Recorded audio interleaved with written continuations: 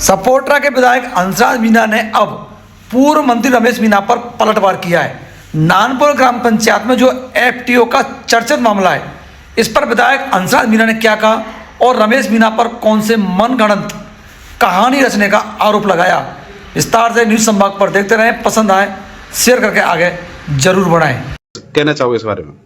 सबसे पहले तो आप सभी मीडिया बंधुओं का मैं स्वागत करता हूं और ये बात स्पष्ट है कि जिस तरीके से, क्योंकि अभी विधानसभा का बजट सत्र चल रहा है और बजट सत्र के दौरान जिस तरीके से विधानसभा में इनके पंचायती राज मंत्री रहते हुए इन्होंने सवाचक जमीन को नियम विरुद्ध जाके अपने पद का दुरुपयोग करते हुए अपने सगे 6 गरीब भाइयों को जो जमीन आवंटित की है और जिस पर हमारी सरकार ने संज्ञान लेते हुए स्थानीय ग्राम पंचायत और ग्राम विकास अधिकारी को निलंबित करते हुए इनके खिलाफ में एसीबी में प्रकरण दर्ज करवाया है और पट्टा निरस्तीकरण की कार्रवाई के आदेश दिए हैं, जो माननीय जिला मजिस्ट्रेट करौली के अंतर्गत चल रहा है, जिसकी 10 मार्च को सुनवाई है।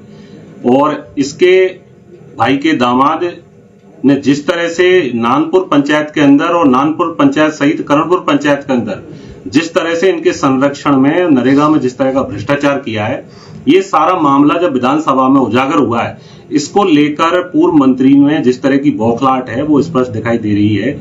और मेरा मानना है कि इनको बेचारों को अपने मानसिक जो बीमारी है उसका इलाज कराना चाहिए, क्योंकि बौखलाहट से वो स्पष्ट दिख रहा है कि इनको कहीं न कहीं मानसिक रूप से थोड़ा आराम करने की जरूरत है, जिससे इनकी चीजें सामने आए। आज जिस तरह से ये कल मैं देख रहा था वहां मुझे साथियों ने बताया जिस तरह का आरोप इन्होंने लगाया है, मैं आपको बताना चाहूंगा। मेरे पास में काफी चीजें ऐसी है जो मैंने मेरे विधायक बनने के बाद में विधानसभा में मैंने वो मुद्दा उठाया। नानपुर पंचायत का और भी पंचायतें थी जिनमें पिछले कार्यकाल के इनके पंचायत राज मंत्री रहते हुए भ्रष्टाचार हुआ, नरेगा में भारी गबन हुआ, वो सारा प्रकरण मैंने, और वो प्रकरण उठाने के बाद में मैंने ये उसके जांच के आदेश मिले।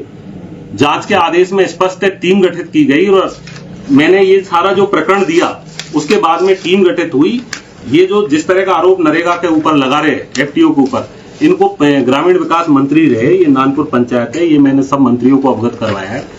और एफटीओ का, क्योंकि ये तो ग्रामीण विकास पंचायत राज मंत्री का इन्होंने बड़ा भारी महकमा संभाला है, तो इनको पता होना चाहिए कि एफटीओ विधायक लगाता है या विभाग के द्वारा ऊपर लगाया जाता है। विधायक का काम क्षेत्र में जो गबन भ्रष्टाचार हो रहा है उसकी शिकायत करना, उच्च अधिकारियों को शिकायत करना, तो मिल नहीं रहे, ढूंढ के इधर उधर से झूठे आरोप लगाना, तथ्यहीन आरोप लगाना, केवल इनका काम रह गया है। घटना बहुत दुखद हुई और हम सबको सुबह प्रातःकाल आपके माध्यम से ही हमें पता लगा।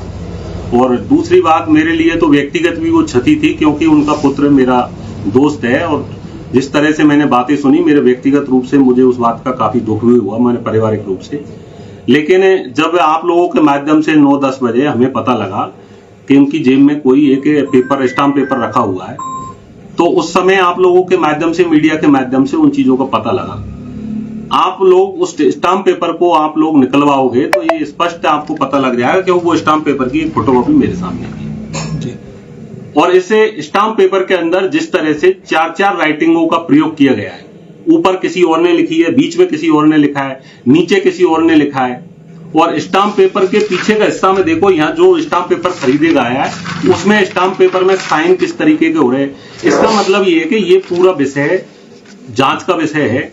और ये मेरा तो माननीय एसपी साहब से मैंने उस समय कहा था कि इसकी एफएसएल की जाए, इसकी पूरी सघनता से जांच की जाए कि किस व्यक्ति ने ये स्टाम्प पेपर लिखा गया है या उसका लिखकर उसकी जेब में रखा गया है, क्योंकि इसमें मुझे कहीं न कहीं राजनीति द्वेषता की बू आ रही है कि ये किसी व्यक्ति ने लिखकर, ये नामों, क्यों राइटिंग में स्पष्ट दिख रहा है सारी चीजें। और मेरे परिवार के बारे में पूरा क्षेत्र जानता है इस बात से कि हमें उस व्यक्ति की न जमीन से, किसी से हमारा कोई वास्ता नहीं था। और ये उन परिवारजनों को, उनका पुत्र है और उनके परिवारजन है, उनको भी सारा सब कुछ पता है। उन्होंने पुलिस में एफआईआर दर्ज कराई है, तो एफआईआर दर्ज में जिन लोगों पर उनको शक है उनका उन्होंने नाम भी दर्ज कराया है। उनसे मेरी बात हुई थी, उन्होंने कहा भी था कि भाई साहब हमारा आपके परिवार से कोई नहीं है, लेकिन ये पता नहीं है किसने लिखा है नाम। तो ये जांच का विषय है। अब वो आरोप लगा रहे, आरोप लगाने में उनके में कोई सत्यता नहीं है, पूरा क्षेत्र जानता है। मेरा मानना यह है कि आरोप को लगाने से पहले पूर्व मंत्री को उस चीज तरफ देखना चाहिए कि जिस तरह से मंडरायल के अंदर एक मौना सैनी की हत्या हुई थी,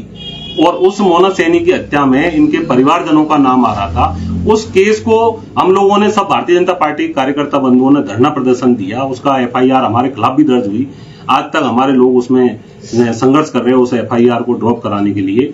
उसको केस को हमारी सरकार आने पर हमने कहा था कि इसकी आएगी तो हमारी सरकार इसकी रीओपन करेगी, जांच कराएगी। उस केस में क्या हुआ, इन्होंने उस केस के अंदर, उस केस में इन्होंने जबरदस्ती चालान पेश करके उस केस को माननीय हाईकोर्ट के पास भेज दिया। मुजरिम किसको बनाया गया? लड़की के सगे चाचा को, ताकि ये लोग आगे जाकर वो परिवार दुखी होकर वही आपस में समझौता कर ले। और उस परिवार ने वही काम किया। जनवरी फरवरी दो मेरे MLA बनते ही जब मैं उस केस के मामले में गया तो उस केस का स्टेटस निकलवाया तो पता लगा कि उस केस में परिवार में आपस में समझौता होकर उस केस को विड्रॉ कर लिया गया है। ये स्थिति है। तो इनका जो ये नार्को टैक्स की जो बात कर रहे थे, मेरा मानना है कि पहले इनको नार्को टैक्स इनका कराना चाहिए जी। इसका इस बात का कराना चाहिए कि इन्होंने जिस तरह से मोना सैनी हत्याकांड में किया, जबरदस्ती सरकार बनने से पहले सारा मुकदमा कोर्ट तक पहुंचाया और फिर उसमें समझौते पे लेके गया। इस जगह नार्को टैक्स कराने की इस जगह आवश्यकता है। दूसरी बात, ये मेरे ऊपर है, मेरे परिवार के ऊपर आरोप लगाते हैं, तो इनको इस बात को देखना चाहिए सामाजिक रूप से। हम सब यहीं रहते हैं, आप सब लोग बंधु जानते हैं, सारे विषय को जानते हैं, क्या स्थिति है। निश्चित रूप से हरिराम के केस में सत्यता बाहर आएगी। FSL की रिपोर्ट आने वाली है, दूध का दूध और पानी का पानी सामने आएगा। और अवैध बजरी खनन पर निरंतर सरकार और हमारे जो कानून है, थानाधिकारी है, वो निरंतर कार्रवाई है, आप देखते आ रहे हो। बाकी आप जानते हो कि चोरी छुपे यदि कोई लोग निकालता है तो यहाँ के स्थानीय लोग हैं, स्थानीय लोगों के पास में इसके अलावा कोई व्यवसाय भी नहीं है। आरोप लगाया चहेते लोग ही केवल बजरी निकाल रहे हैं, ऐसा उन्होंने आरोप लगाया। वो तो कुछ भी लगा सकते हैं, उनको आरोप लगाने से क्या होता है? सत्यता क्या है, तथ्य क्या है उनके पास में?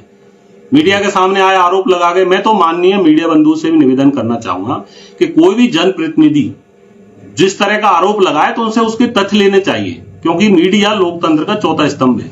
और मीडिया में आकर केवल वो आरोप लगाए और आरोप में कोई सत्यता नहीं हो, आरोप निराधार हो केवल, तो उसका कोई औचित्य नहीं है। आरोप तो कुछ भी लगा सकते हैं, उनका आरोप लगाने में क्या है।